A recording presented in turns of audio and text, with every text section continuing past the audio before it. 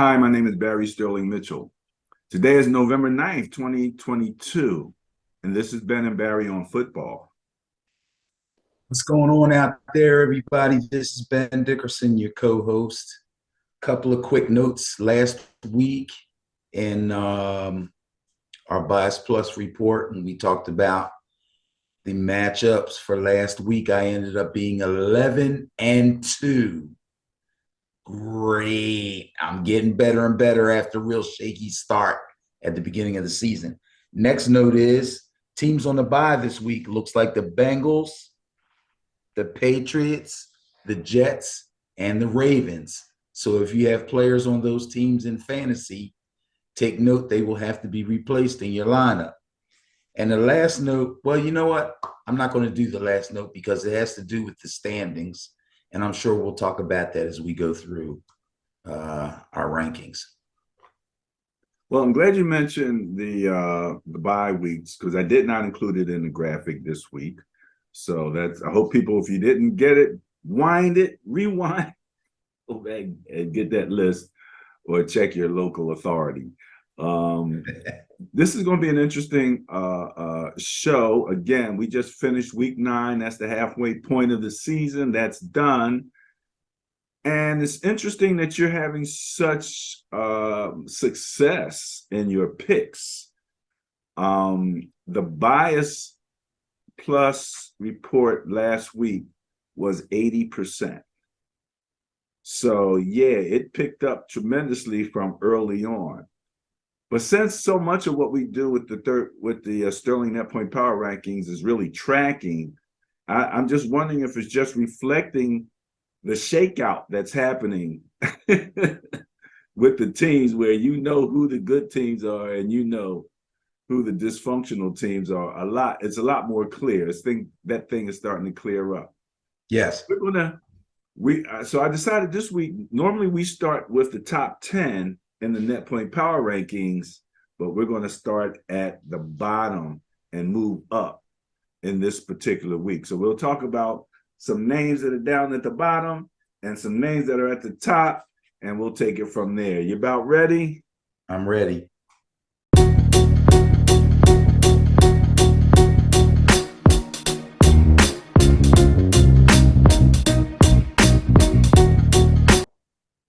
Okay, Ben, so let's kick off the Sterling Net Point Power Rankings. I do have an announcement. Let me say this right up front, okay? The math behind the Bias Plus reports means that what we were adding together was the net points and the turnover differential, which I valued as a 1-to-1 ratio. In other words, if you were +1 turnover, you got 1 point for it. And that's how it basically added up. I did not have all the math because generally when you add two things, if they're different, you can't add. They have to be the same. That's kind of a mathematical thing, you know. You can add maybe 2 X's, but an X and a Y, you just can't put them together, you know. So I found an article. I continued to do research, and I came up with the Pythagorean calculation, which was actually designed for baseball. And they attempt to use it to determine the record based on home runs. So they converted this thing over to football somehow. I'll send it to you if you want it. I see that face. But in any event, there's some books and there's some other information. I'm not going to put it all out right now, but the bottom line is they calculated that a turnover was worth ±4 points. One turnover is worth. So it's like 4 points to the team against the team who lost it and for the team who gets it. So it's a 4-point valuation for a turnover. Got it. That's what it all boiled down to. And so I went back to week 1 and recalculated through week 8, the Bias Plus report, utilizing the Pythagorean calculation and comparing it to my base Bias Plus And through week 9, well, let me put it this way. Through week 8, it was more accurate than the bias plus. Okay. The bias plus in week 9, which I just told you was at 80+%, Right. it was 79%. Okay. So I went back and I looked at overall, and overall it was a 14% improvement in the accuracy. Nice. Yeah, that makes a lot of sense. So the numbers you'll see in the bias cluster today will reflect the Pythagorean calculation. I'm still tracking both of them through the rest of the year, just for study's sake. Something else comes up, I'll let you know. But it is a very interesting situation. And at least at this point now, when I'm adding two things together, they're the same. Their value is, they're the same thing. So Okay. here we go. All right. Bubbity. Starting with the Sterling Net Point Power Ranking, Ben, we're going to look at 21 through 32. The 4 categories that we look at: average net points, average points for, average points against, and average turnover differential. So, Ben, this is your bottom group here. It's not exactly a third, but we can call it the bottom third. Pittsburgh is in absolute last place in net points at -9.6. Indianapolis is in absolute last place at 14.7.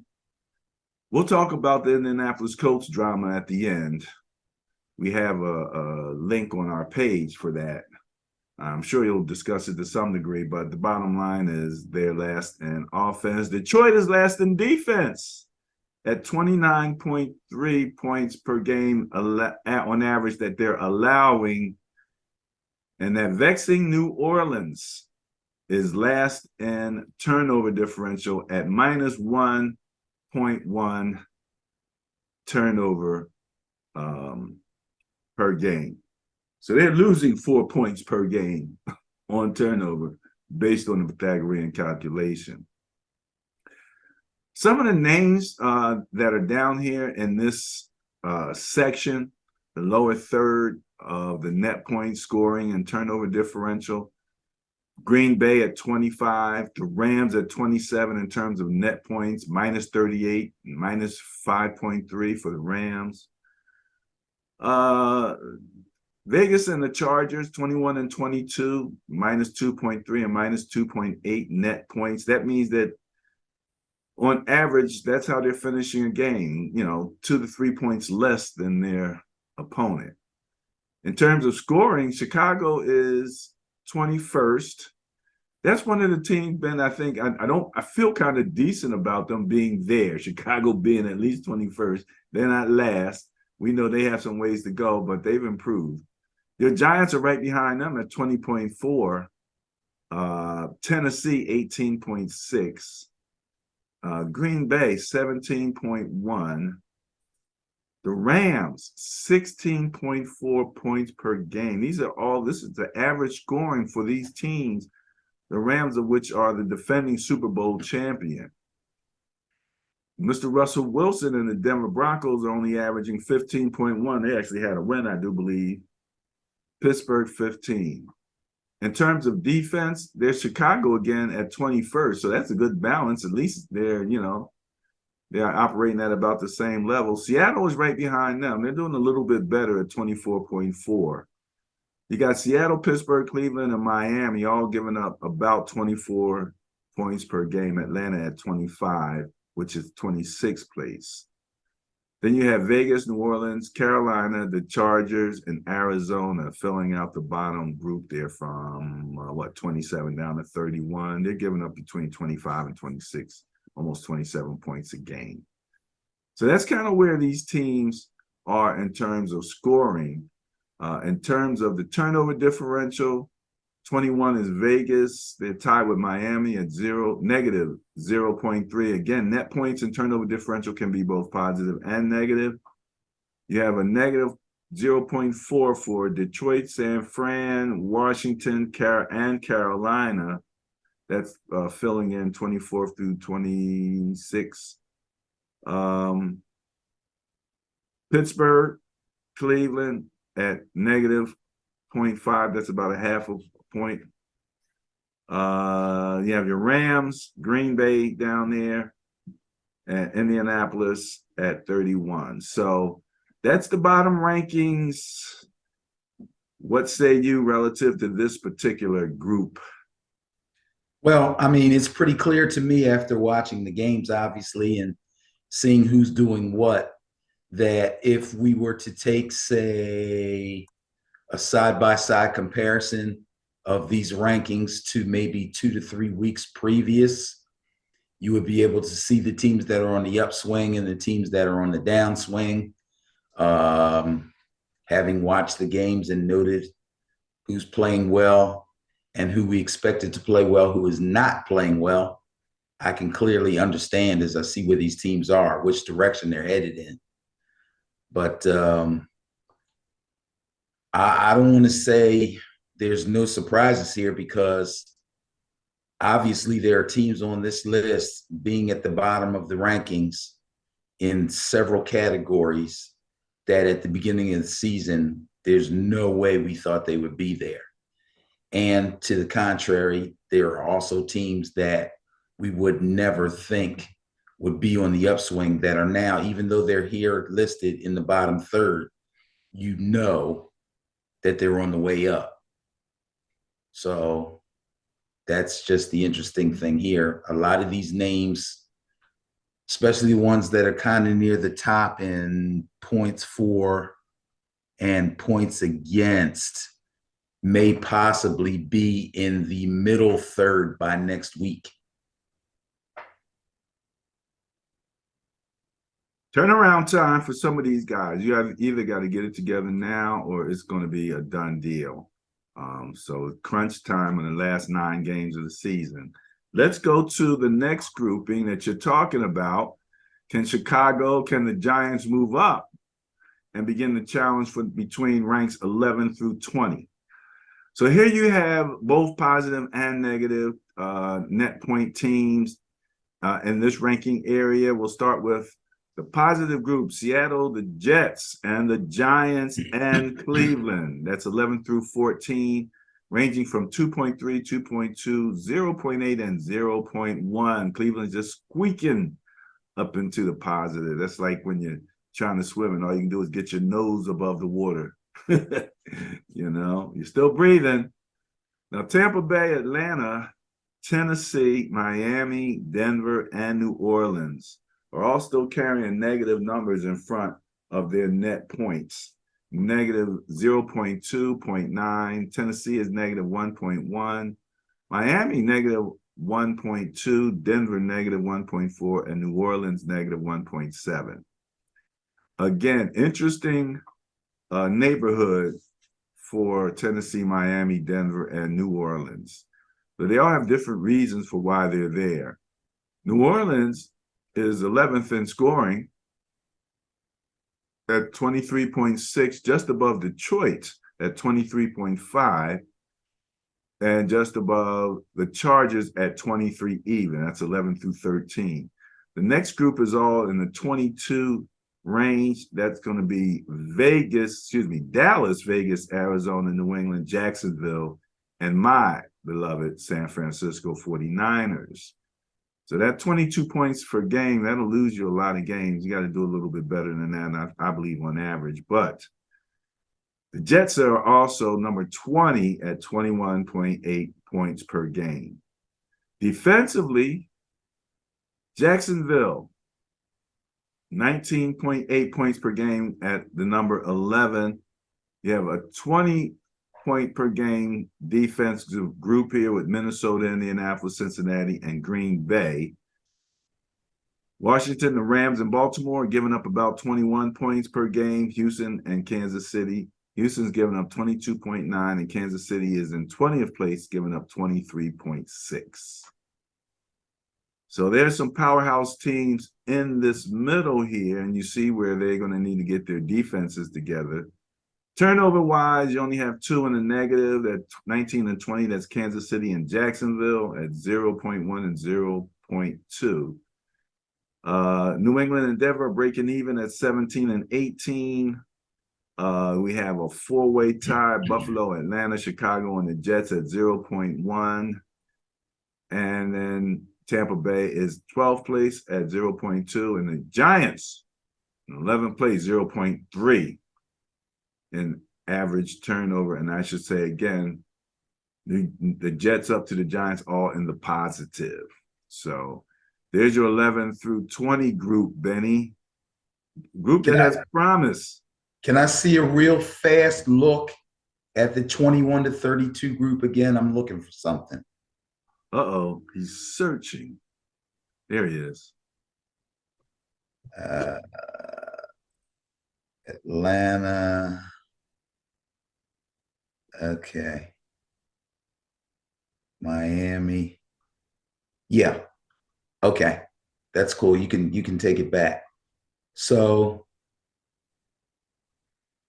Miami, Atlanta. I think I saw Denver there. And the net points? In the average points against.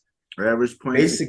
Basically Tampa through New Orleans, number 15 through number 20 in average net points is where they are because of lagging defense. A couple of them aren't scoring like they should be either, but their bigger problem is lagging defense. Yeah. You know, they have a video. Who was the linebacker for the Tampa Bay Buccaneers? He was celebrated last year. He was everywhere, doing everything.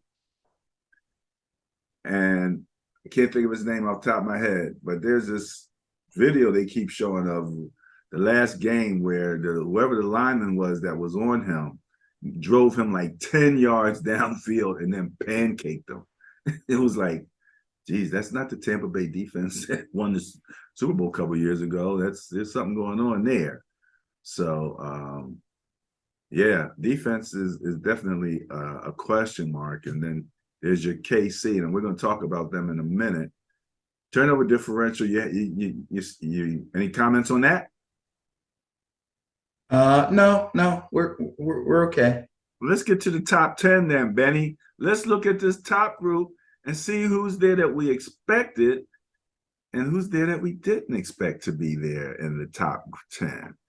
So as far as average net points, again, this is win margin. This is the amount of points that on average that these teams win by. So it takes into account both their scoring and their defense. Buffalo is in first place.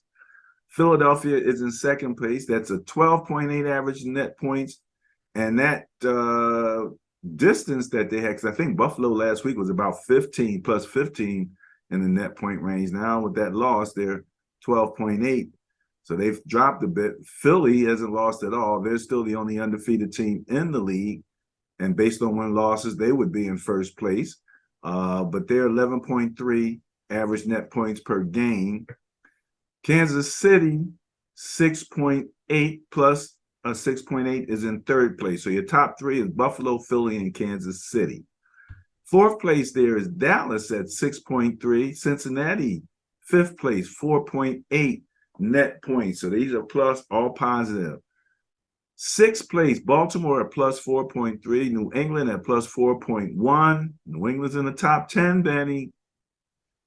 Ahead of Minnesota at 4, which is ahead of my Niners at 3.6, and Jacksonville still living off them early wins. I can't believe they're still in the top 10. It's the average. I think yeah, but they had a nice win. They did have a nice win last week. Okay. Well, let's look at the scoring leaders in the league. 1, 2, 3, we go Kansas City, Philly, and Buffalo. That's 30.4, 28.1, and 27.5 points per game. Right behind them is Seattle. That's probably the surprise. 26.8 points per game, just ahead of Baltimore, 26.1. Sixth place, you have Cincinnati at 25.3, Cleveland in seventh place at 25, Minnesota 24.1, tied with Atlanta at 24.1 points per game. And in 10th place, Tua Tagovailoa. How'd I do, Benny? Not bad. Not bad. 23.7 points per game for Tua and company. Benny, they got so many of my running backs is ridiculous. They're 3 deep with running backs from my Niners. Yeah, well, you said that's Niners East. I'm saying I think they had Mostert back there returning kicks. Well, wait a minute. Didn't Miami's head coach come from the Niners? That's one of the reasons I say So Niners he's East. dealing with people. The He's head dealing with coach. players that he knows. These are players that know him, that he knows absolutely. And you know something? If you saw his interview, he's got that understated sense of humor. And he will continue with the joke and not crack a smile. Right. He's a kinder, gentler Bill Belichick. I don't know if Bill Belichick ever gave you enough conversation to even have a running joke in what he's talking about. Yes. Okay. I know he. Maybe nobody gets it but him. Defensively, Buffalo is in first place, only giving them 14.8 points per game. Denver at 16.5 is second. Dallas 16.6 is third. Philly 16.9. So that's less than 17 points per game for the top four. Tampa Bay comes in at 18.2. So I guess we can't talk about their defense too bad. They're in fifth place in terms of giving up points. Just ahead of San Fran and the Patriots, who are giving them 18.4 points per game, who are just ahead of the Jets and the Giants. What's up with you and the Giants? Y'all got the exact same defensive points allowed at 19.6. And then Tennessee at 19.8. So there's your top 10 in defense and scoring and average points allowed right there. Turnover differential, first place still goes to the Philadelphia Eagles at plus 1.9. It's almost 2 times 4. That's worth 8 points right there. Baltimore, 0.8, tied with Dallas and Minnesota. That takes you down to fourth place. Tennessee's in fifth at 0.4. We have a three-way tie. Oh, 1, 2, 3, 4, 5-way tie from 6th through 10th for Arizona, Cincinnati, Seattle, Houston, and the Chargers, all in the positive at 0.3. So that rounds out your top 10 in average net points, points for, points against, and average turnover differential. What do you got?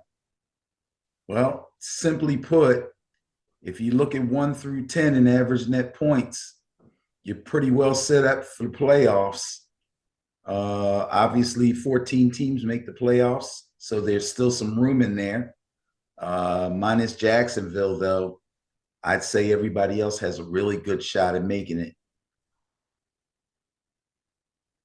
So, again, the cream is rising to the top. Well, maybe we'll see some consistency in terms of who should be winning relative to the net point differential. The good teams are winning. It's like I kept having this feeling that Tennessee's going to really give Kansas City a run. It's going to be tough. I start looking, it's like Tennessee don't score no points. Even against their defense, they're not going to get that done. So, speaking of matchups, you ready to go to the Bias Plus reports? Sure thing. Bam! Here we go. Let's kick it off with the Thursday night game. Falcons at Panthers, Bias Plus. And again, these are Bias Plus using the Pythagorean calculation. Score is 6.5, favors the Falcons. The old Falcons got the bias, huh? I'm not surprised at that, like I would have been the week before. Let me just make myself a little note here. So Atlanta's run game is still pretty formidable. And Cordarrelle Patterson, the guy that was having a great season at running back before he got injured, he's back off of IR. As soon as he comes back, he hits the ground running, scores 2 rushing touchdowns. But they also still barely throw the ball, except when it's absolutely necessary, and their defense is nothing special. So that's pretty much the book on Atlanta. Now, as far as the Panthers are concerned, just when I thought Carolina was starting to show some signs of life with PJ Walker at quarterback, he gets benched. He starts off, has a terrible game, gets benched. They bring back Baker Mayfield. The run game gets completely shut down. And even though Baker came in and threw 2 touchdown passes, they were never in the game and got their heads handed to them by Cincinnati last week. So now it's no telling. Now both these teams are in the same division. They're in the same division with Tampa Bay. It looked like they were going to push them for supremacy of the division, the way Tampa Bay was playing. So this week's game is going to be big. I am not exactly sure. This looks like an intriguing game candidate, to tell you the truth. I think I'm going to go. Oh, geez, I can't. I got to go with the Falcons. Got to go with the Falcons, eh? I got to go with the Falcons. At least the Falcons have something steady going for them on offense and have proven that they can score points. Now that Baker's back at quarterback, I don't know what's going to happen to the Panthers. Their run game's been iffy. It started off pretty good. As soon as McCaffrey left, Deontay Foreman looked like he was going to take over. Then he has a fair to middling game. The one thing that's constant about these two teams is Atlanta's run game and Mariota. So I'm going to go with the Falcons. Okay, I can understand that. And you know, what did I say about PJ?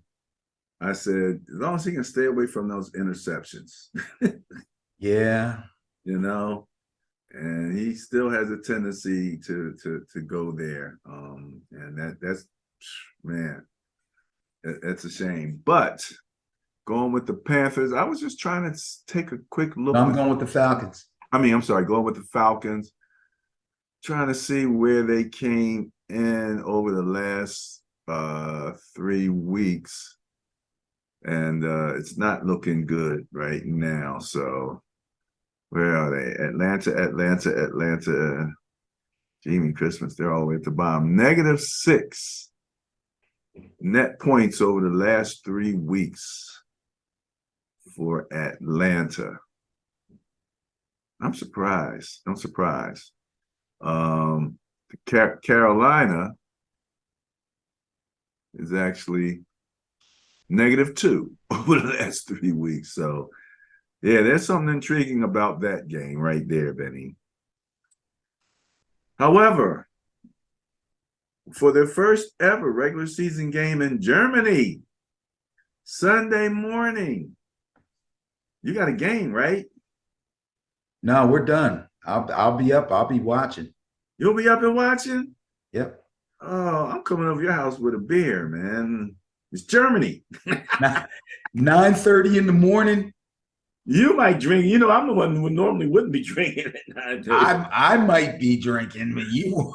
Yeah, I know. I'm still drinking chocolate or something. Coffee.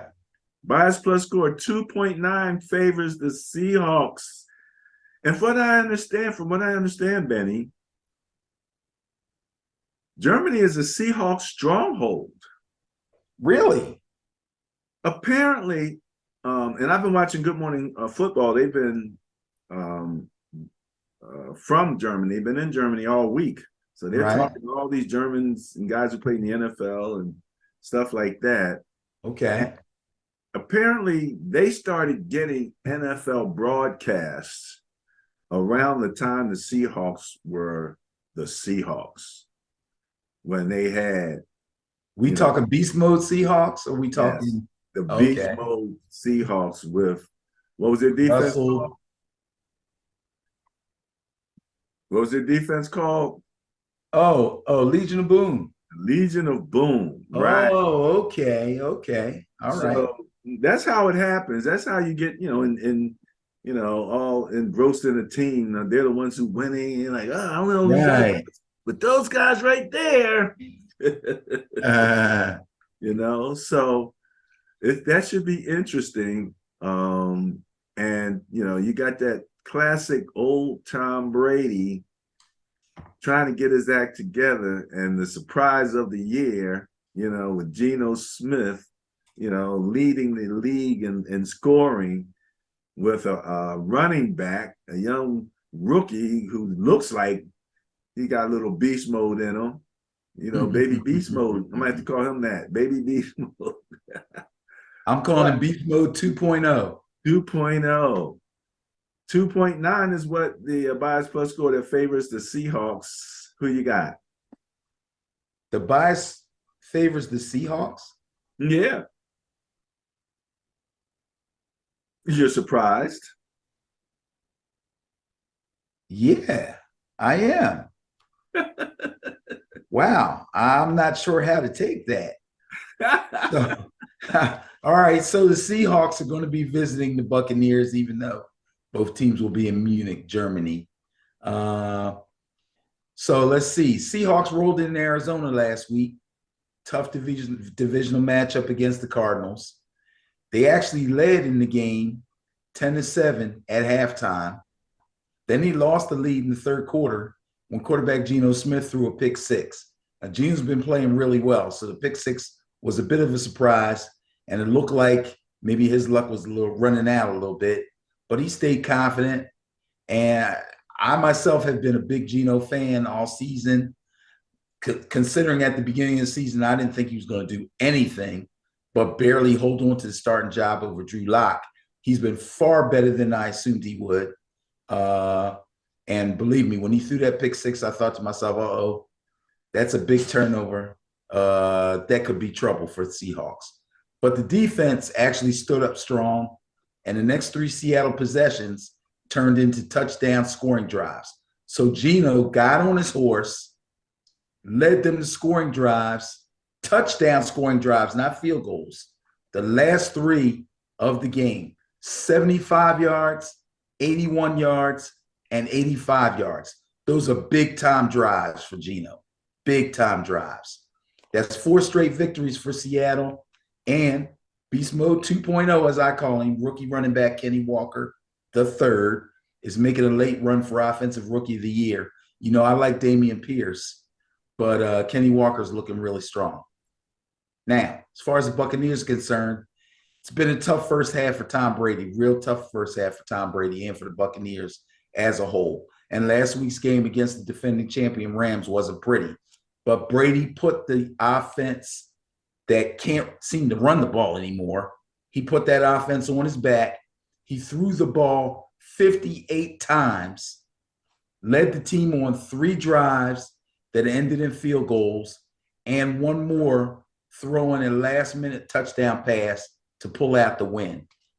This is going to be a tough one, but I think Tampa Bay is turning the corner. They are the home team in this game, even though it's in Germany, and even though the crowd may be rooting for the Seahawks, according to what you're telling me, I'm going to go with Brady and the Buccaneers.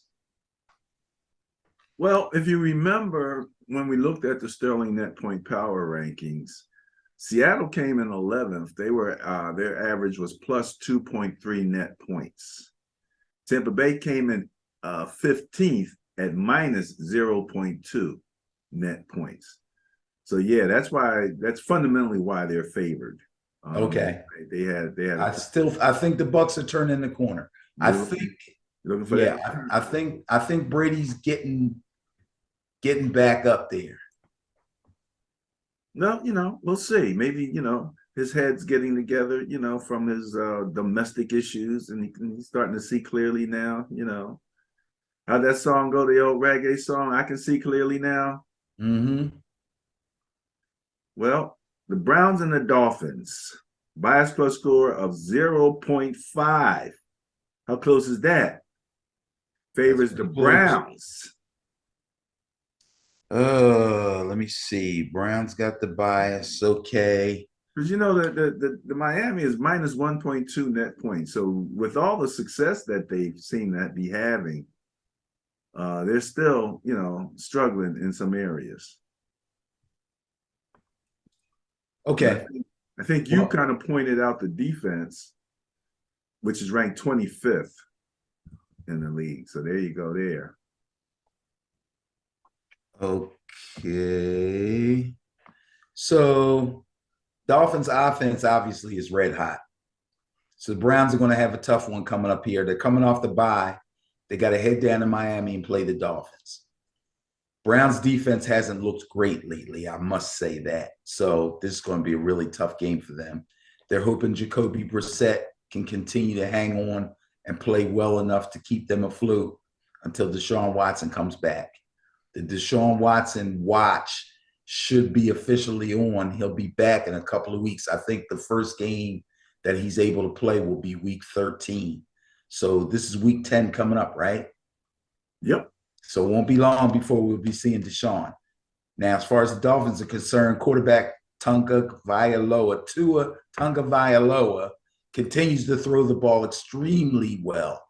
He took full advantage of weakened Bears defense. We know what's been going on with the Bears and their defense.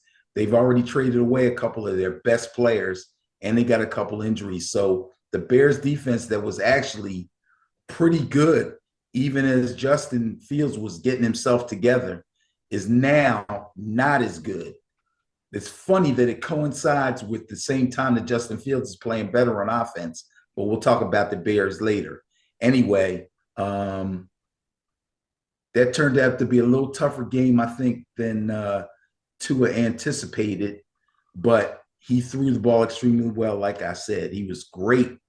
21 of 30, which is super efficient, 302 yards, 3 touchdowns, and no turnovers. And your ex-San Francisco 49er running back, Jeff Wilson, comes in, learns the playbook, or at least enough of it within 1 week to bump Mostert from the starting job. Well, tell you the truth, I'm not sure. I didn't see the beginning of the game. I'm not sure who actually started, but he outplayed Mostert. Yeah, Jeff Wilson didn't start. Okay, but he definitely outplayed Mostert, caught more balls out of the backfield, and had more rushing yards, and I think he scored a touchdown. Let me ask you a quick question, Ben. Sure. Just off the top of your head, right now, if you look running backs 1 through 3, Miami compared to the Niners, who you always say seems to find running backs. Who do you think right now has the best 3 running backs? Miami or the Niners? The best 3? Yeah. Miami. 3. Miami. Miami? Yes. Even with Christian McCaffrey. But it doesn't matter because McCaffrey's better than all of them. All right. All right. So Browns are favored. And again, this is what's weird, Benny. This is what's weird. Defensively, where's it at here?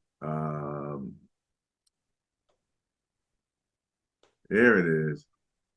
Cleveland and Miami are literally tied defensively, allowing 24.9 points per game. Okay, so that tells me who I'm picking. That tells you who you're picking. I'm picking the Dolphins.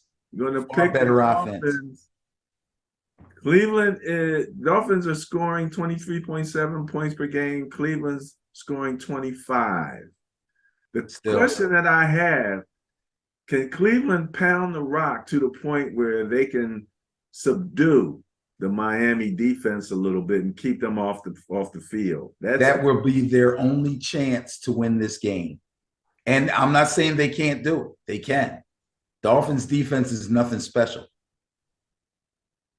Pound that rock. Pound that rock. But you're going with the Browns or you going with the Dolphins? I'm going with the Dolphins. Going with the Dolphins. Go with Niners East. Broncos at Titans. By a split score of 3.1 favors the Titans. Ah, yes. 2 teams that the runner is not quite right. How'd you like Malik Willis? I didn't. Go ahead.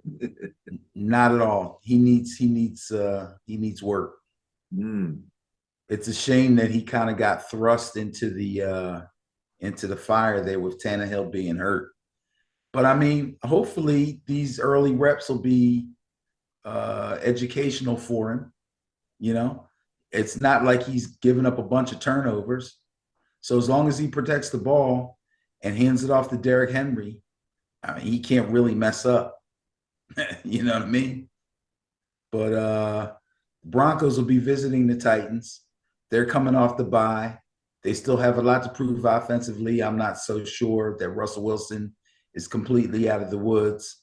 Derrick Henry did his best to lead the Titans to victory over the Chiefs last week, and the Chiefs' really shaky defense.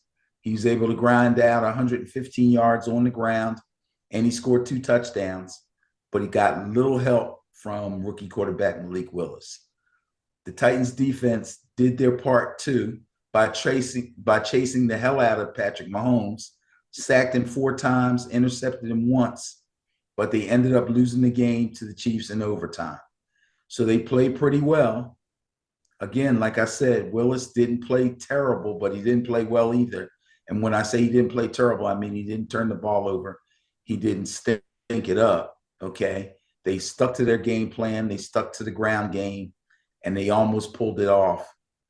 But unfortunately, Patrick Mahomes made some plays with his legs, which I'll talk about later when we talk about the Chiefs, and he was able to get the job done in overtime over the Titans. That being said, Titans are at home. I don't know if Tannehill will be back or not, but again, I still have little trust in the Broncos. And even though the Broncos' strength is their defense, we're talking about Derrick Henry here, who seems to be able to run on anybody.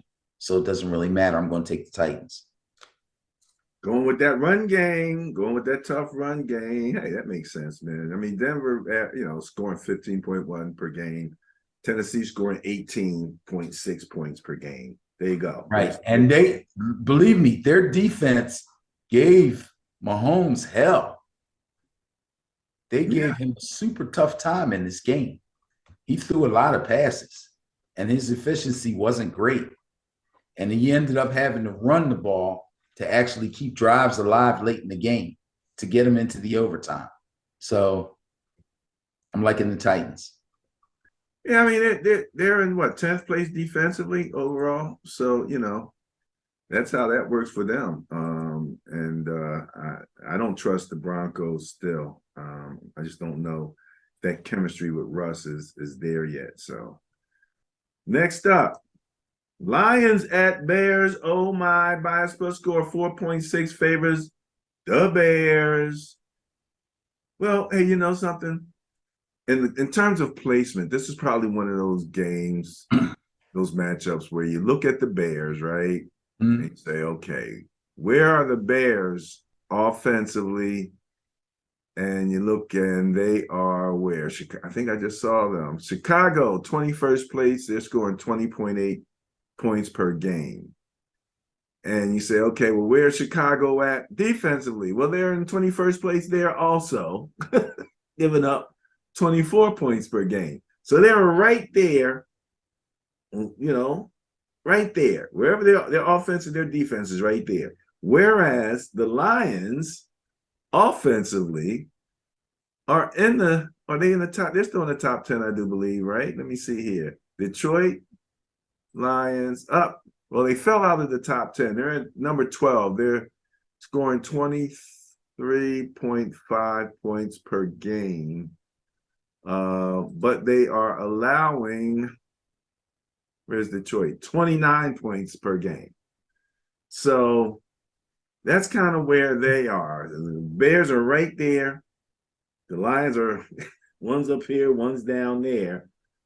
So the Bears are getting it, just based on, I guess you could say, consistency. Well, this is a game that I personally find very intriguing. The Lions are coming off a big home victory against the Packers. That was a big-time win for them. They did it at home, got the crowd going. Although they had basically the worst defense in the league, they remained really scrappy.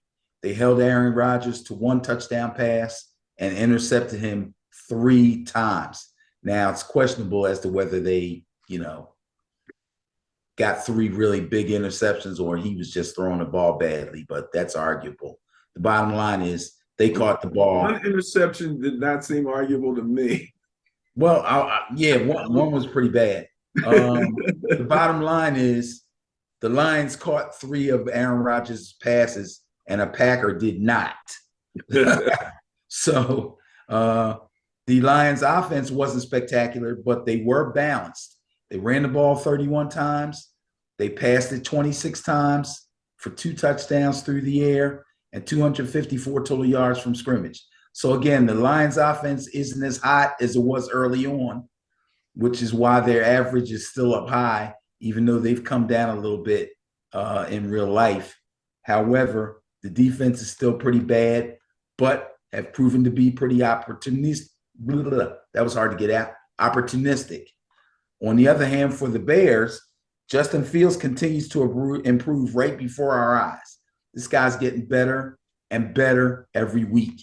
He led the Bears offense with 3 touchdown passes and a 61-yard run for another touchdown. That's Justin Fields, ladies and gentlemen. 4 touchdowns. Not 3 on the ground, 1 through the air. 3 through the air, 1 on the ground. And his run game was tremendous. In fact, he ran for a total of 178 yards on 15 carries, which breaks Michael Vick's record of 173 yards in a regular season game. Wow. That's crazy. Now, unfortunately for the Bears, their once pretty stout defense has been gutted by their front office and traded away for future draft picks. So they've been weakened tremendously. But we're talking about a pretty good Bears defense that's been weakened versus a pretty bad Lions defense that probably can't get any weaker. So I'm going to take the Bears at home. How you like that? I think that's what they call a circuitous route to that decision. Yeah. But and who did I compare Justin Fields to? Did you say Cam Newton? Because I heard that. Jalen Hurts. You said Jalen Hurts, right? Okay. And you know what? The other thing about Fields is the word comes to me as dispassionate. He doesn't look super excited about pretty much anything. He's a very and Hurts is like that too. Yeah. They don't get super high, super low. They ain't freaking out because they 61-yard touchdown. Okay, let's go. You know what I mean? Well, I mean, let's go. I mean, let's think about it. Both of them have been big time ever since high school, probably ever since Little League. Okay. They've always been winners. They've played for high profile college teams in Division I, one for Alabama and Oklahoma, one for Ohio State. They know how good they are. Okay. Justin Fields, people were looking at him like, should this guy have been selected where he was in the first round? Is the team ever going to start to build around him? And if in fact they do, are we going to see him play better? Jalen Hurts, okay. They were questioning whether they were going to, I'm not even sure if the Eagles took his option, his 5th-year option. I think this was a what do you call it? A prove it year for him. And he's come through with flying colors, and Fields is picking up on this new offense and coming through with flying colors. So both of them seem to be doing what they both expected to be able to do once the offenses started getting tailored for them. I think that's great. I'm rooting for Justin Fields. Yeah, and I've talked about him, especially relative to Trevor Lawrence, because, again, I felt like Trevor got all the good press when they came out, and then he didn't, and it cost him a lot of money. Yeah, I remember that. I remember that when we did our draft show. We talked about that. Yeah. Trevor could do no wrong. And it looks as if Hurts right now, man, I mean, they're getting away with murder with what he's giving them. But he has a total 4-year agreement of about $6 million. 2022, he's getting 1.6 million. So, and he's just hitting the salary cap right now in 2022. Right. So, yeah, they have a 1, 2, 3, 4. They have 4 years. I don't see a 5th-year option here for him at this time. So there you go. But you are going with who did I say? Oh, the Bears. the Bears. Right. The pretty good defense that has been weakened as opposed to the defense that's been stinking. That's been stinking. All right. Well, Texans at Giants, bias plus score. 7.1 favors the Giants. Yeah, baby. All right. This is an easy bias one right there. This is an easy one for me. Texans got to go to Jersey to MetLife Stadium with rookie running back Damian Pierce leading the way last week. The Texans actually went toe-to-toe with the undefeated Eagles for a half, but eventually got outclassed in the second half, which I don't think anybody was surprised at. The Giants are coming off the bye and are looking to continue their first half of the season winning ways. I'm going to take the Giants on this one. I don't think they're going to have too much trouble. Going with the Giants doesn't surprise me, but sounds right to me. Jaguars at Chiefs. Bias plus score 4.9 favors the Chiefs. Now, isn't that interesting? The bias plus is smaller for the Chiefs than the Giants over the Texans at 7.1. But we know the skew is in for the Jaguars to some degree, and the Chiefs, again, they have that spread between their scoring and their defense, and it's a pretty dangerous spread. But they are the #1 scoring team in the league, and 4.9 favors the Chiefs. What do you got? Well, the young Jaguars rallied from 17 down to the Raiders last week and literally snatched victory from the jaws of defeat. The defense stiffened in the second half. The Jaguars offense stayed patient and balanced. Trevor Lawrence completed a tidy 25 of 31, which is a really nice day for him, by the way. 235 yards and 1 touchdown. And running back Travis Etienne ran 28 times for 109 yards and 2 touchdowns. Now, the Chiefs played the Titans last week. They looked a little vulnerable as the defense got kicked around by Derrick Henry. And Patrick Mahomes was horribly inefficient throwing the ball. He actually threw the ball, listen to this, 68 times. Guy almost threw 70 passes in one game. But he has a lot of the little short thises and that's. I don't care. He threw the ball 68 times, and he only completed 43 of them. He basically won the game with his legs in the fourth quarter. And the game had to go to overtime before they pulled it out. That mobility thing is crazy, isn't it? Yeah, it is. But like I said earlier, he was getting chased around. That was a tough game for them. They barely eke that out. They got nothing from their run game, and the defense looked pretty shaky again as usual. But they'll be back home again. They'll be playing the young Jaguars. I'm sure they'll be able to handle them. So yes, I am taking the Chiefs. Yeah, let's not get carried away now. I'm just saying, they're lucky they're playing the Jaguars, not somebody else. All right, going with the Chiefs, going with the bias. Vikings at Bills.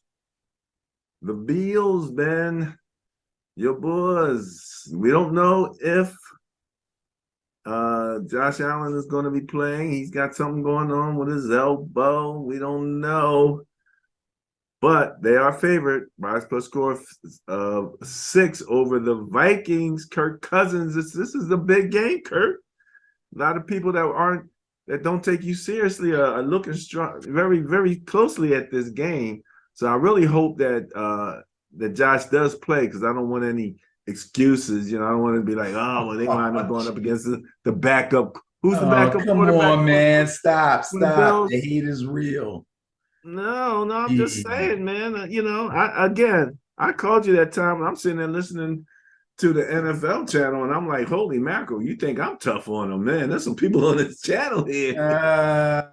But we you want know to why see. people are tough on Kirk Cousins? Not for the same reason as you. And I have heard a lot of people talk about the money. That contract is still on a lot of folks' minds, even though it's what, 4 or 5 years old by now. Okay. That is still on some other people's minds. But the main thing is he has a horrible record in prime time games. Thursday night, Monday night, Sunday night, he hardly ever wins those games.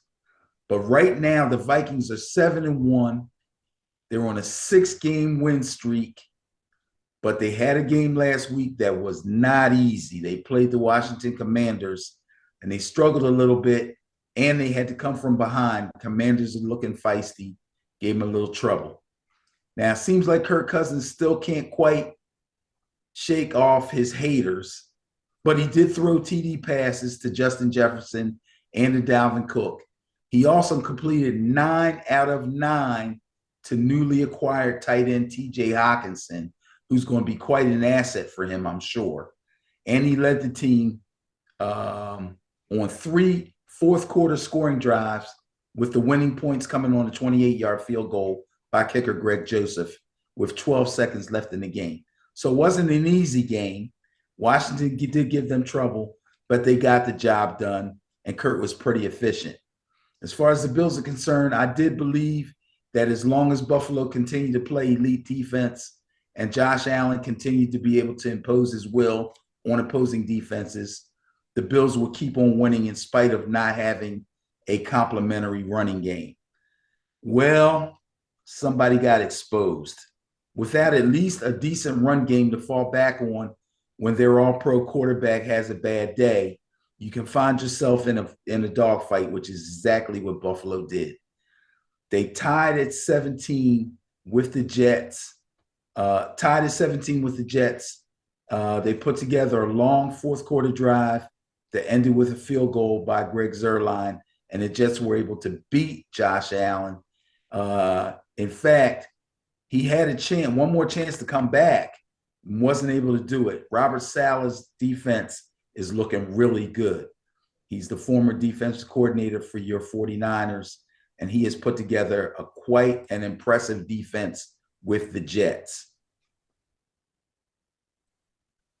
That being said, Bills coming off a loss with a hot Vikings team coming into town. I'm still going to take the Bills. I'll tell you this: even if Keenum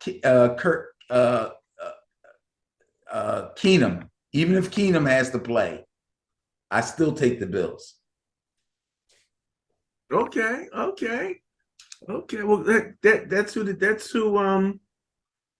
Mr. Cousins replaced, right? Yes. Case Keenum. So yes. that'll Case add Keenum. Right. A little bit of a storyline to that situation. Yeah, that run game is scary, and I have to admit the Vikings are operating very efficiently. Kirk's getting the ball out. He's having a lot of fun. You know, they got him on the plane wearing the big chains on no shirt and doing the little dance moves and all of that. He's keeping it right in the middle. He's somebody who was it that taught us to keep it right there? Don't go all the way out there, you know. So so he's doing. I mean, again, nobody likes Kirk Cousins more than me. I just identified something in his game that I saw over and over and over again, and to me, it answers the question. But he is one of my money heroes. And remember, they did negotiate an add-on to that contract that he had. So he did get a little additional money. They extended his contract, I guess is the way to say it there. So yes. Yeah. So and that's the Bills are your AFC favorites. So we don't have any bias in that, do we here, Benny? Ain't no bias in there, is it?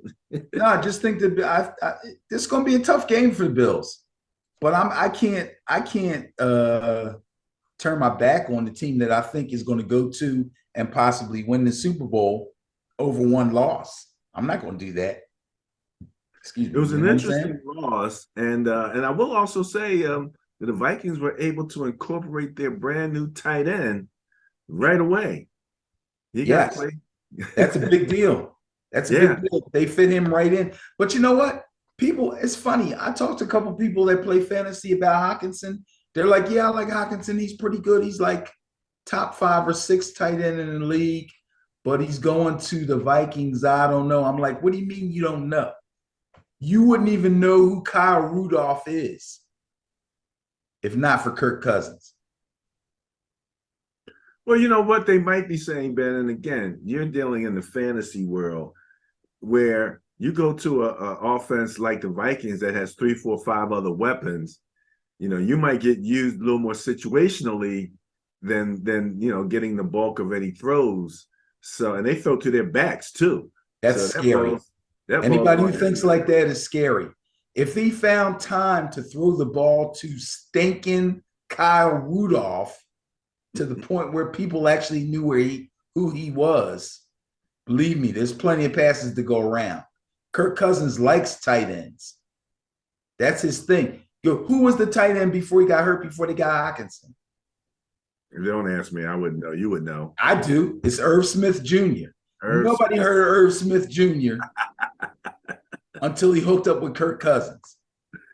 All right. The love for Kirk Cousins is real, but it's a marriage made in heaven for tight end.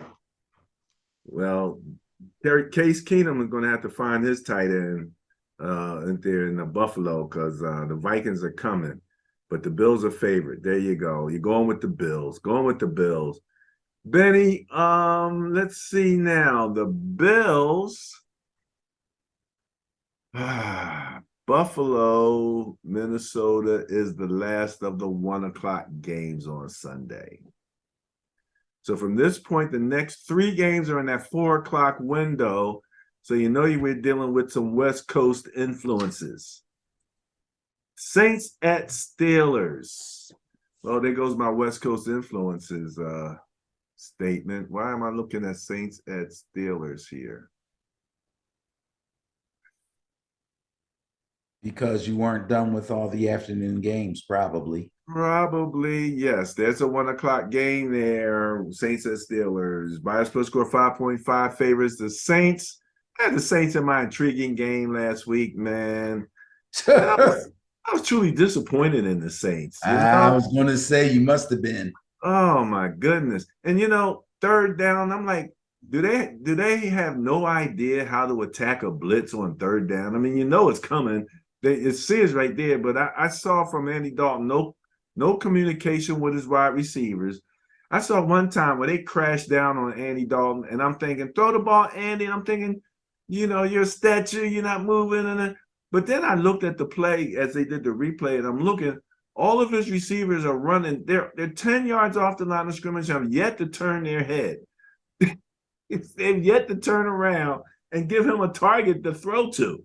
Yeah. So, as much as I was getting on him, I'm like, again, you tell me from a coach's perspective, what would you tell your quarterback if you see or you think there's a blitz coming from the left and you see guys lined up and your line is overmatched because you got 2 people over there and they got 3 to 4 and they get ready to come? What would you tell your quarterback? Watch out. Get rid of the ball. Well, first of all, I'm telling my quarterback, make sure that you communicate with your receivers because they should be swinging that head around right off the line of scrimmage. You got to have your outlet. You got to know where you're going. And why not go right at where the gap is? The gap is going to be where they're blitzing from. Well, that's why I said get rid of the ball because the receiver's supposed to read the hot. There you go. So if they see the hot, then they'll be where they're supposed to be, and the quarterback can get rid of the ball. Well, they didn't, and like I said, I thought there was a communication failure there, and I just wasn't. I'm like, gee, Christmas. Look at these guys. They look terrible. I think I posted that they should put Taysom Hill in there and just let him play. Lamar Jackson, like go in there and do your best Lamar Jackson imitation. I mean, that's a thought. they've got a couple things to think about because Jameis is healthy. He was a healthy scratch. I don't know. They're going to have to do something. Jameis has been there. So they're playing Andy while Jameis is healthy. Yes, the last 2 weeks, I'm pretty sure he's been healthy. I know 100% he was healthy last week. So what's that tell you, Jimmy Christmas? Well, I'll tell you this. Seemingly, Dalton earned the start against Baltimore with a 24-0 shutout of the Raiders in week 8. But let's be real. The Raiders stink. Playing Lamar Jackson and the Ravens is a whole nother story from playing Derek Carr and the Raiders. So, he got exposed. So true. All right, you're going with? I'm going to go with the upset on the Steelers, who were coming off the bye. And the last time we saw them, they were getting scalded by the Eagles. So probably nobody is going to take them in this game but me. But yeah, I'm going to go with the Steelers at home. Let's go, Kenny Pickett. Oh my goodness! If what's been kind of consistent where Vegas has been close to what we're saying with the Bias Plus reports, that would be a bet there, Benny. You might be a couple bucks if the Steelers pull that thing off. Definitely. All righty. Let's go. Colts at Raiders. Colts at Raiders, 4:00 game. In Vegas, Bias Plus score 5.8 favors the Raiders. And we're going to talk a little bit about the Colts and everything going on with them. But based on where they are now, and they're playing the Raiders, who you say stink, almost a 6-point Bias Plus score is favoring the Raiders. Boy, oh boy, I tell you. So the Colts lost to the Patriots last week. They've gone from a top running team last year to not being able to run the ball at all. And poor Sam Ehlinger got sacked 9 times. Whew. Unbelievable. Now, if I didn't say already that the Raiders stink, let me say it again. The Raiders stink. They came out hot against the Jaguars last week with Derek Carr hitting Devontae Adams 9 times for 146 yards and 2 touchdowns in the first half. The Raiders' final 5 drives in the second half ended with 3 punts, a turnover on downs, and a fumble. Are you freaking kidding me? Wow. That being said, for reasons that we'll talk about later, take the Raiders. The dysfunction is real in Indianapolis. Absolutely. All right, Ben, real quick. Who's more dysfunctional right now? The Colts or the Nets? Oh, Jesus. Well, I'm going to say the Colts because the Nets actually had their minds made up about a coaching change. And then after Kyrie's thing, they said, you know what? We're in enough hot water already. We're not going to add to it. And they picked the interim coach to be the regular coach, who was the assistant, Jacques Vaughn. So I think they might have dodged a second bullet that was coming at them, where the Colts are just making moves that make absolutely no sense at all to me.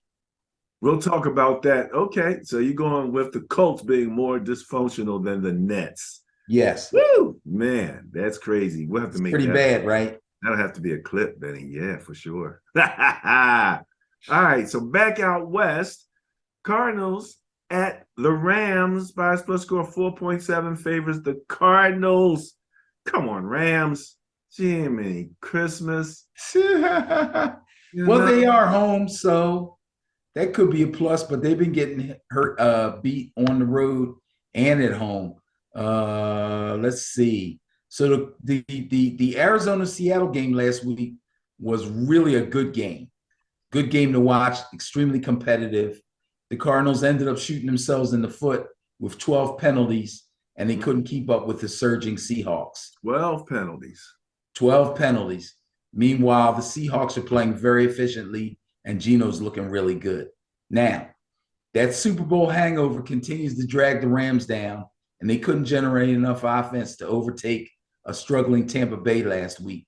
So even though Tampa Bay wasn't at the top of their game, Tom Brady was able to get it done late in the game and beat the Rams. The Rams just cannot find the end zone like they were doing it last year. Okay. Now, this is a tough one for me.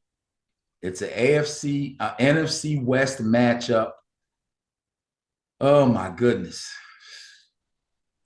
I got to give this one a little extra thought. You got anything you can feed me? Well, the Rams are 29th in scoring.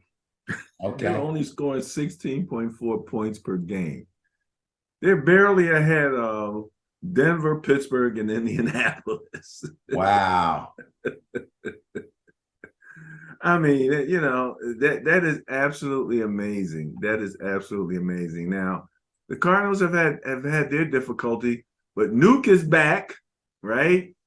Right. I don't know if you saw my Facebook page, Benny, but that catch that Nuke had, that was a good catch over this one hand snag thing, to me, that was my personal favorite. Our friend Ronnie Diggs was like, "There's a better catches. These guys all got gloves." I said, "Yeah." I said, "There might have been better catches." I said, "That was my personal favorite, but Nuke got gloves and hands." Well, the man has, without question, the biggest hands in the league. That's documented. That's documented. Okay. Yes. That's documented. His hands are incredibly large. He got two hands to a hand, eh? For some people, yeah. Amazing. But so now that being said, I'm gonna go with the Cardinals on this one. Gonna go with the bias, going with the Cardinals? Yes, sir. Yeah, the Rams the line, number one, starting there. And they're getting a little dysfunction. Oh, and something else. I almost forgot. In case you didn't know, I saw a little report right before we started the show. Matt Stafford's in concussion protocol. Right. I remember hearing something about that. Yeah, he took a headshot last week. So, he's already got something wrong with his elbow. And now this. And Jalen Ramsey is ranting and raving and complaining about stuff. Yeah, the Rams are kind of falling apart, bro. So, who's the backup for the Rams? That's a good question. I'm sure I know who it is, but I can't think of it off the top of my head. I'm going to give it to you in a moment. Okay. But I didn't know off the top of my head, even though we did all the backup quarterbacks earlier in the season. Well, I will say this. I was complaining about Kyler Murray going to Nuke too much, but he spread the ball around a lot better last week, and in fact got Rondale Moore involved. Rondale Moore is more of a possession receiver as opposed to a big play guy, but he's been getting him the ball a lot. He's been moving the chains. So I think Kyler realizes that he has to use everybody, especially since the run game's kind of down, since Connor is just getting back from injury. He stays hurt. Yeah, Benjamin has been carrying the load, but he's been banged up too. So, yeah, their run game's not what it was earlier in the season. So it's kind of on Kyler on the ground and through the air. But I think he's got more than enough to beat the Rams. Well, in a way, the fact that he went to Hopkins so much in that one game probably put the whole world on alert that, we got to double this. We got to shade to that side. In case you forgot. In case you forgot. Which is going to open up everybody else a little bit more, Right. Hey, and by the way, Zach Ertz is quietly having himself quite a nice little season too. Yes, he is. And my wife being the Eagle fan, every time he does something good, she's always rooting for him. Mm-hmm. Matthew Stafford is listed as questionable. The second string quarterback is listed as John Wolford. We saw him last year. Yeah, we did see him for a little bit. He wasn't bad. You know, and then you have a Bryce Perkins. I think he started one game and he won. I can't remember who he played. No, I'm not sure either. But in any event, you're going with the Cardinals. Yes, sir. But now you're really going with the Cardinals. Yeah. Stafford's got a concussion protocol. All right. Cowboys at Packers. Cowboys at Packers. Now, this game, Benny, let me see here, is when Cowboys at Packers. That's a 425 game. Woo! Bias plus score 12.9 favors the Cowboys. Now, that, ladies and germs, is a healthy bias plus score. Again, as it should be. As it should be. If you wanted to see gross numbers, gross net points, you multiply that times 9. Well, let's just multiply it by 10. That'd be 129 points plus favoring the Cowboys, but on an average basis, 12.9 favoring the Cowboys. The Packers are throwing it to all the wrong people. I told you earlier on, Aaron Rodgers was talking too much like a coach. I'm hearing more and more about some separation of the mindsets in the locker room. You can only talk about them guys but so much before they start to look at you a little cross-eyed, like, dude, what's up? You talking about them getting rid of me, then you turn around and throw 3 interceptions, throwing off his back foot. You know what I mean? And the funny thing is this: the one interception that Aiden got for the Lions where they had the tackle eligible, right? Right. And I'm listening to some of the pundits say, "You mean to tell me that's the best receiver you could find on that play?" You know what I mean? And I'm thinking to myself, the play worked. It was a beautiful thing. Was it tackle eligible? There's nothing wrong with that. I don't care who you got at receiver. Yeah. Tackle eligible is a good play down close if you're really looking to fool somebody. The problem is Aiden Hutchinson wasn't fooled. No, Aiden Hutchinson was simply in the line of fire where he threw the ball too low. All he had to do, first of all, again, he never planted his foot. So he was falling. He was supposed to rush, though. Huh? He was supposed to rush, and when the tackle took off, he backed off. Well, in any event, if you're going to throw that ball, you put it out away from everybody and let him kind of let it float up underneath of him.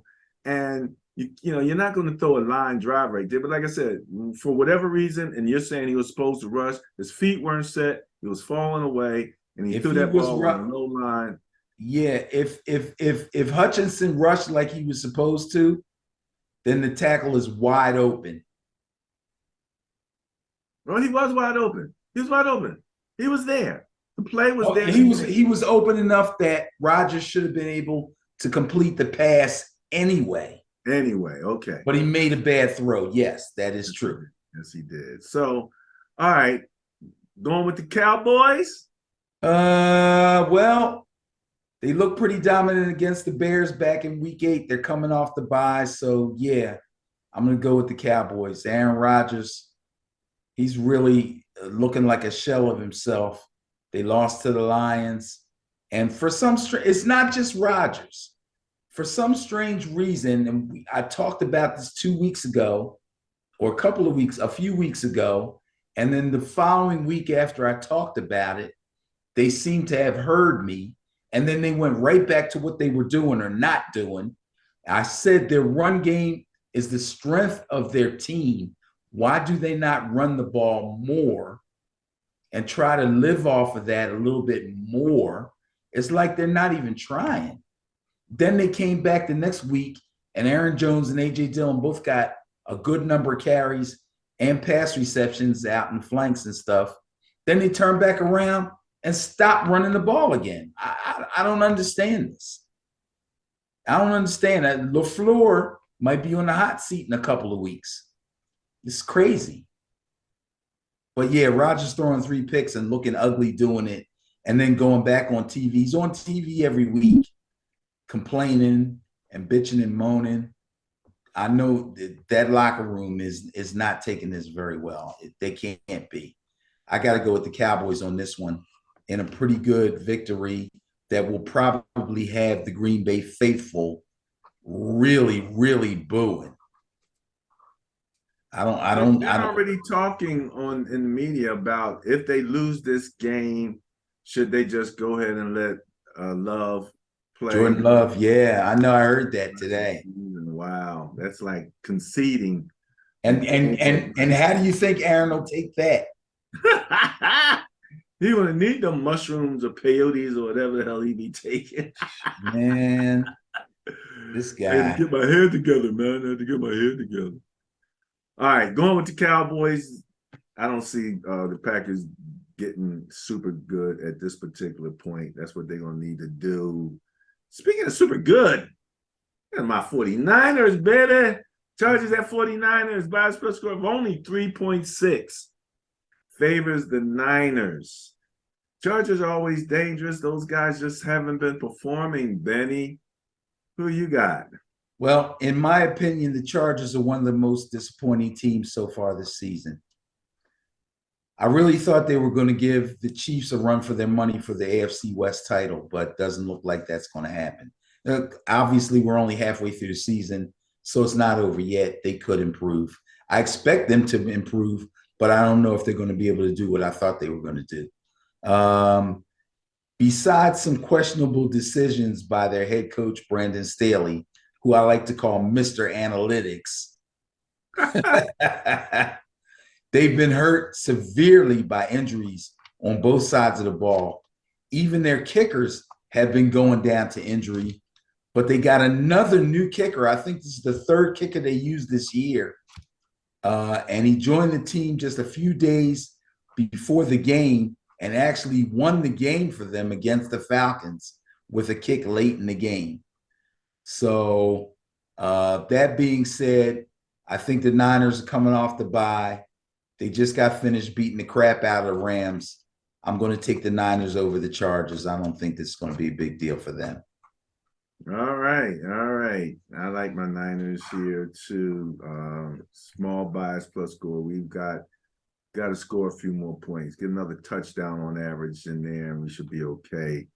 Defense is still working pretty well. Let's look at the Commanders. Say it with me, Benny.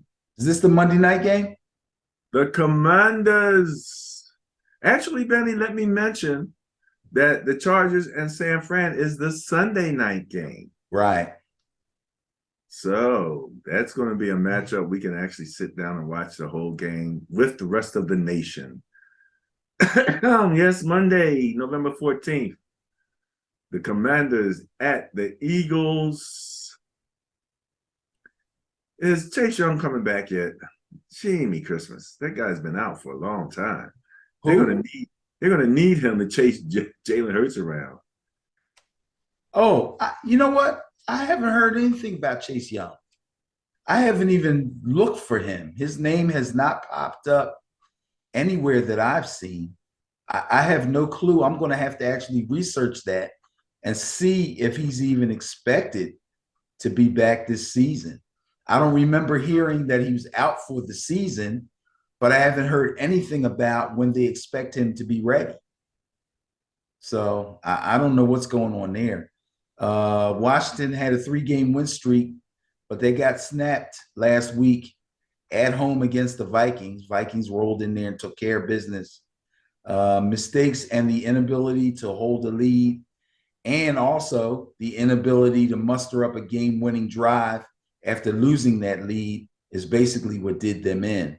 Meanwhile, the Eagles are coming off the bye, and as mentioned earlier, the last time we saw the Eagles, they were blasting the Steelers. So obviously, I'm going to go with the Eagles on this one to stay undefeated. To stay undefeated. And, again, I try to add some context, not trying to hate at all. The Eagles and the NFC East have the easier strength of schedule going for them. The Kansas City Chiefs, from what I understand, had the strongest strength of schedule that they were up against. Okay. So I think all that just really needs to be taken into account. 5 days ago, Chase Young, they said, won't be activated against ahead of Sunday's matchup. They said that was 5 days ago. So as far as the Eagles are concerned, don't expect to see him. Chase Young. Right. He sounds like he's going to be week to week. Yeah. Normally they would give a perspective. They might say expected to be ready by week 11. So if they don't say that, that means he's week to week. At this point, his status is simply out. Right. His status out. So 24.2 is a pretty big bias. I think it's the largest bias of the weekend. I don't remember seeing anything bigger than that. Have you, Benny? No. Man, favoring the Eagles, Jalen Hurts, that offense, that defense, that line. And you said you're going with? I'm going with the Eagles. This might be one of those games where the Eagles get challenged unexpectedly, and the fans may be a little nervous early on, but I don't think it's going to be a problem for them to win this game. Just because it's a division matchup, Divisions are weird. We know that. But they won't have Carson Wentz to kick around. They got your boy Heineke. Yeah. So I'm sure the fans will be fired up because they're coming off the bye, so they missed a week. So they'll be excited about their team. But they would be more excited if Carson Wentz was coming to town. Yeah, well, they just be like feeding the hungry dog red meat. They'd be like, it's Carson. We know what to do with this guy. Yeah. So, yeah. Well, they probably know what to do with Heineke, too. They played enough against Heineke. He's been around long enough now. They have some idea. Yep. But he's fiery. He's feisty. But he's going to lose, I think, too. I don't think they're going to overcome the Eagles. All right. Did we say that was Monday night? That was Monday night. So that wraps up the week. And when we wrap up the week with the Bias Plus, that leaves but one last piece of business. The Bias Plus Buster of the Week, Benny.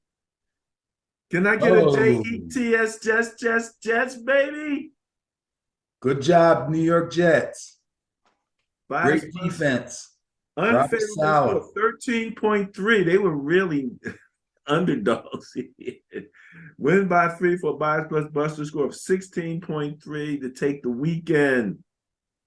So congratulations to the New York Jets. They came in with a really good defense, a defense that's far better than most people expected it to be this early on in Robert Saleh's head coaching career. But he's gotten that defense together. Sauce Gardner making big play after big play. That's your defensive rookie of the year. That's my defensive rookie of the year, yes. Sauce Gardner, who I believe has not been scored on yet.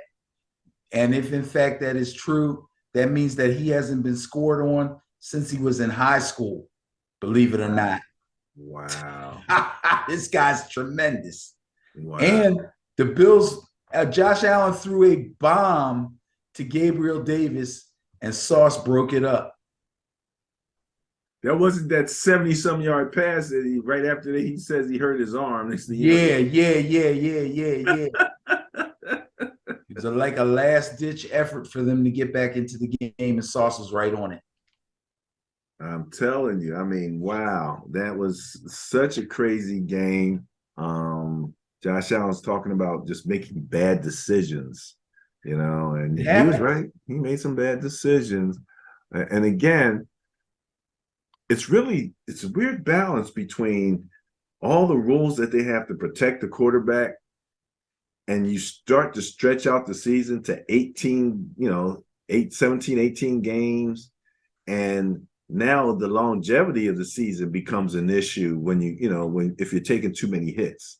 Right. And Josh likes to give it out, But even when you're giving it out, sometimes, you get a little something back. It ain't all you knocked them down. You felt nothing. We've seen guys knock each other out. Right. Crash into each other and both of them fall out. So that's kind of Well, how that's the difference. That's the difference between a guy like Josh Allen and a guy like Lamar Jackson. You never see. I have yet to see Lamar Jackson get hit hard. Okay. I ain't seen it. Well, I guess you got to hit them. You got to catch them. That's what it is. He's so elusive. It's one thing to be able to be fast and to be able to really run. It's something else for a quarterback who can run and he's a big guy. Josh Allen's more like Cam Newton to me.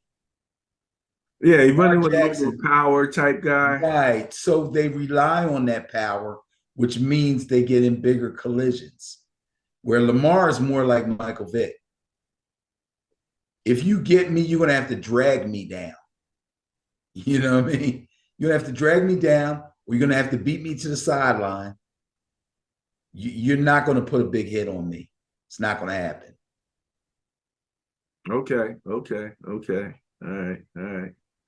Well, that wraps up the Bias Plus portion of the show. Benny, I want to talk a little bit about the Colts.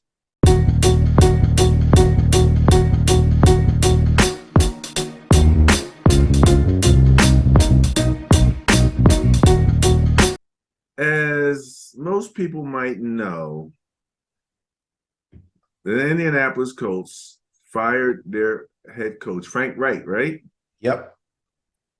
Apparently, they also fired former head assistant coach Paul Pasqualoni. He went out with them. And this is what I found interesting about this, other than the fact that you get a head coach fired in mid-season, was when the owner, well, first of all, he made big time headlines by appointing Jeff Saturday as the new or the interim head coach. Right. You sent me a video from Speak where Joey Taylor was, pointing out how, in this case, the owner saying his lack of experience was an asset, whereas they hold that against black coaches. And they're saying, your lack of experience is a problem, Right. Interesting.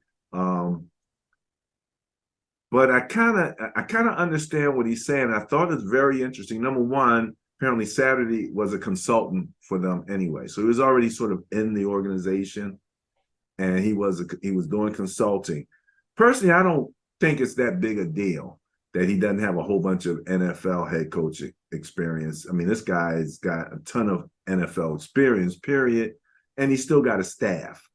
So his main thing is going to be leadership as far as I'm concerned. But one of the things that Jim Irsay mentioned when he said, he's not going to be afraid, these guys lean on analytics. And when I heard him say the word analytics, I thought about you. Okay. Because it sounded as if he was not a fan of analytics. Okay. So I'm like, okay, you're the owner. If you're not a fan of analytics, why is it there? Who's authorizing these guys? So I went back and I did a little bit of research. And apparently, analytics, there's an article written in The Athletic. This article is from 2018 by Stephen Holder, and it's titled, How Analytics Are Changing the Colts, One Decision at a Time. And I think I've said to you that a lot of times when these guys are going for it on fourth down, the bravado that they put forth makes it seem like this is an act of bravery, but in many cases, I think it's an act of fear. And literally, Irsay used the word afraid. Like these guys are afraid and they're leaning on analytics. So I was really kind of intrigued by the use of the word in that context. apparently, according to this article, Irsay was fully on board with analytics when they brought it on. They have two analytic experts on staff there that they're paying, and they talked about where these guys came from: a Joyce Lee and a John Park, and one of them actually had an actuarial background, which always, pricks my ears because actuary was what my college professor told me to go into. And of course I said, nah. Actually, I didn't even say that. I was a kid from the ghetto. I didn't know nothing about no actuarial sciences. Only found out later it was listed as the best job in the entire United States for like 20 years in a row. But in any event, I was just surprised here. So it's going to be very interesting to see how this moves forward. Apparently, they have a very experienced staff with a number of former head coaches. And so I thought that this was a statement to some degree about the entire coaching staff. But we have to see how that plays out. So those are some of the things that I don't have any answers, but those are some of the questions that came out, or the things that kind of intrigued me about what Jim Irsay said when he had his talk about why he chose Jeff Saturday. Okay, so let me ask you a question. While we're on the subject of what Jim Irsay said, when he said that he picked Jeff Saturday because he didn't think he would be afraid, what do you think he meant by that? What would he be afraid of? Or what would he not be afraid to do? Well, I think what he would not be afraid to do is to make a decision without falling back on analytics, is what it sounded like. I agree. The owner was saying. I agree. So obviously, consultant or not, Jeff Saturday is not ready to walk into that building and start calling plays. Oh, he's already chosen an offensive play caller. He has chosen an offensive play caller. That offensive play caller's name is Parks Frazier. He's a 30-year-old kid who is the passing game specialist / assistant quarterback coach, and he is known as an analytics guy.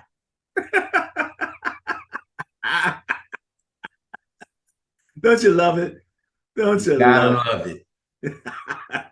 He's got an offensive line coach and a running back coach. He's got a running back coach named Scotty Montgomery, who's had multiple interviews with other teams to be their offensive coordinator. He didn't get hired, so he's still the running back coach for the Colts, but he's had several interviews, including just this past offseason. He's got an offensive line coach whose name escapes me, and another coach who have coached as offensive coordinators and or head coaches in college already. And he's got a wide receiver coach who you may have heard of, Reggie Wayne, already on the staff, on the offensive staff. Okay. But they pick a 30-year-old assistant quarterbacks coach to call the plays, an analytics guy. So for Irsay to say, I picked Saturday because he won't be afraid to make the gut decision as opposed to the analytical decision. And then Saturday say, oh no, I'm not calling the plays. He's calling the plays. And he is an analytics guy, tells me we want to talk about dysfunction. Let's see what happens this weekend. Yeah, and this is what the third string. This is second or third string quarterback. Ehlinger is the second string quarterback. Okay. Yeah. Well, hopefully he'll have a more competitive outing. But Ehlinger, I can't say nothing bad about Ehlinger. Ehlinger's been there for a few years, so he knows the system. He knows what's going on. Yeah. You know. And like I said, this guy was the passing game coordinator, so he had a lot to do with helping Frank Wright put together the offensive game plans and all that stuff. So I'm not saying the guy don't know what he's doing, okay? But we're talking about game time decisions, calling plays. It's a whole different thing from sitting in a meeting room saying this is what we should do. Whole different thing. Well, hopefully it won't be like Lamar Jackson, who was freaking out with the coaches and stuff. I think it was taking too long to get plays in or something like that, or his line was that was an issue with somebody else. Who was it? Was it a Tua. It was Tua. Was it Tua? Yes, they were interviewing Tua after their game last week. And he kept saying, yeah, we played well. We did this, we did that, but we still have stuff to clean up. And the woman started to press him and ask him, well, when you say you need to improve on things, what are you talking about? And he said, well, like getting the plays in. I was like, dude, you throwing the coach under the bus right now. Wow. But, yeah. Wow. Yeah. I mean, that's a big thing, man. I remember at one point with my Niners, I was complaining the entire time because every snap was at like 2 seconds. Yeah. It's like your defense is like, they know you got to snap it. So they, ball barely gets snapped and they're on you, because you only have 1 second left. They can time it up. They could time that up easily. And then the other thing that was a little funny, a little interesting is apparently who were the Patriots playing last week? They were calling out the Patriots plays. Apparently, the Patriots won last week. And Belichick is saying, well, we'll have to mix it up a little bit more because, we might have been getting a little bit predictable. That's okay. They still won. Predictable. So that was a couple things that happened that was pretty funny. Oh, they beat the Colts 26-3. Well, I don't know who's calling out the plays. It didn't help if that was the situation. Yeah, like who cares? That makes it even funnier, though, to be quite honest with you. It didn't bother him too much. So now we know why. Right. All right. That's all I got, Benny. You got anything else? I got nothing. Go Knowles.